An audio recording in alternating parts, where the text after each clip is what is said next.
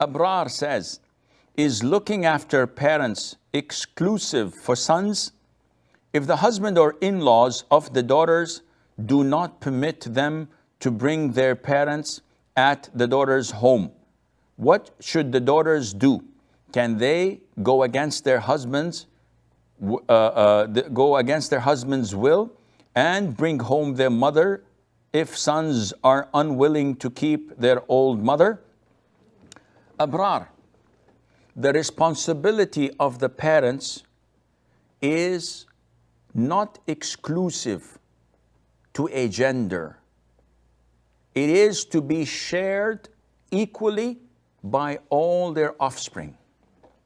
So if I have 3 boys and 3 girls, when I'm old, I am not the responsibility of my eldest son, as so many families think.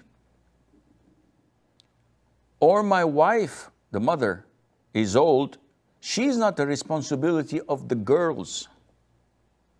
Rather, all of my children share my responsibility. Having said that, my son is not obliged to take me in his house, because if his wife says, no, I do not want to serve your father, and it's not my responsibility to do so, and I'd like to have my privacy in my own home, this is her God-given right.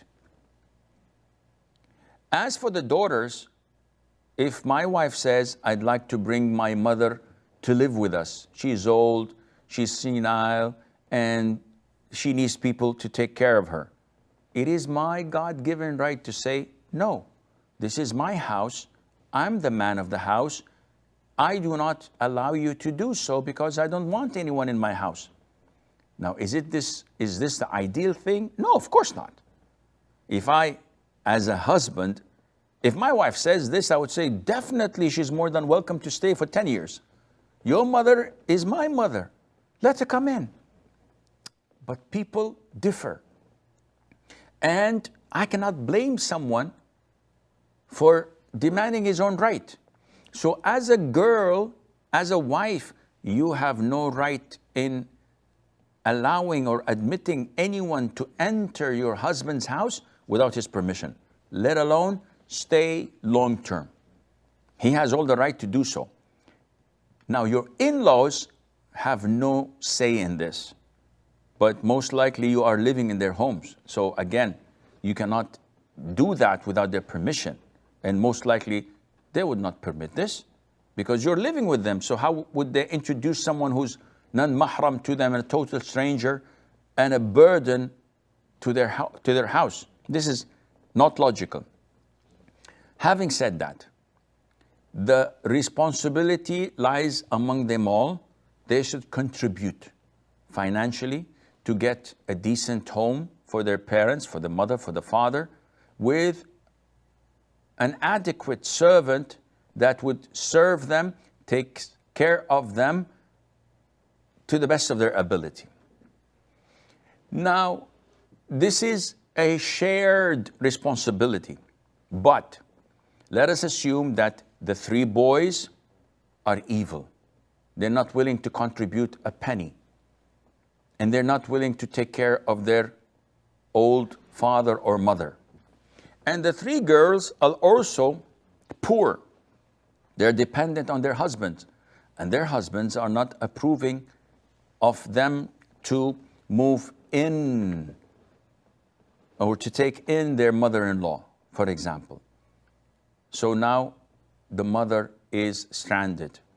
No one is taking care of her financially, and no one is helping her, and she needs help.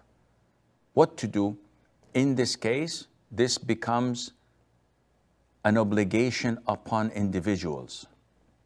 So if 2 of the girls, for example, refuse, and 3 of the boys totally refuse, and you are the only girl, Abrar, who is caring for her mom, you tried everything in your possession to care for her and allocate a place for a decent remaining days of her life to be spent in.